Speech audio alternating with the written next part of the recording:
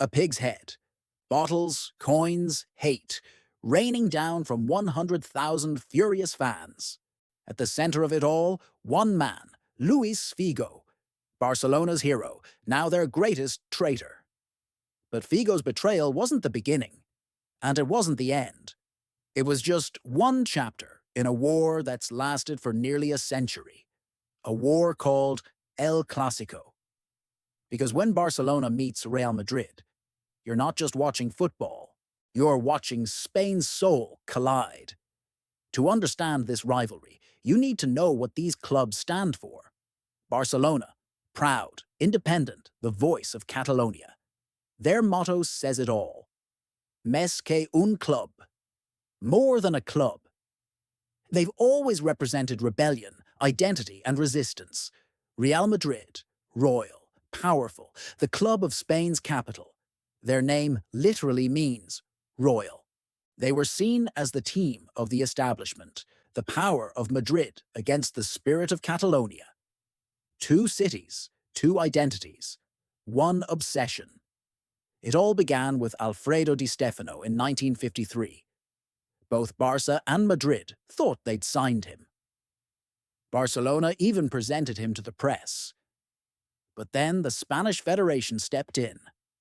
Somehow, he ended up wearing white. He led Real Madrid to 5 consecutive European Cups, becoming their greatest legend. For Barcelona fans, it felt stolen. And the hatred began to grow. Then came Franco's dictatorship. He banned Catalonia's flag, language and culture. But there was one place his control couldn't reach: Camp Nou. It became a sanctuary for Catalans to shout, sing, and be free. In 1943, Barcelona won the first leg of a semi-final 3-0. Before the return leg, players were visited by officials, and Real Madrid won 11-1. That result became a scar, proof that this rivalry was deeper than football. And then, decades later, came the ultimate betrayal. Luís Figo, Barcelona's captain, their star, their symbol. He kissed the badge, lifted trophies, and promised fans he'd never leave.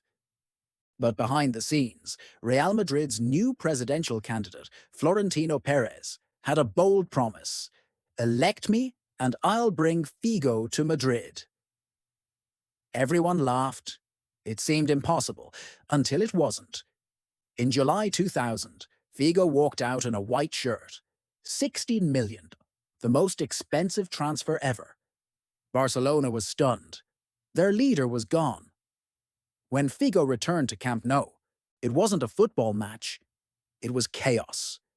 Every corner kick, every touch, every look, met with hatred. Bottles, coins, cigarette lighters. And then the symbol of betrayal itself. A pig's head thrown from the stands.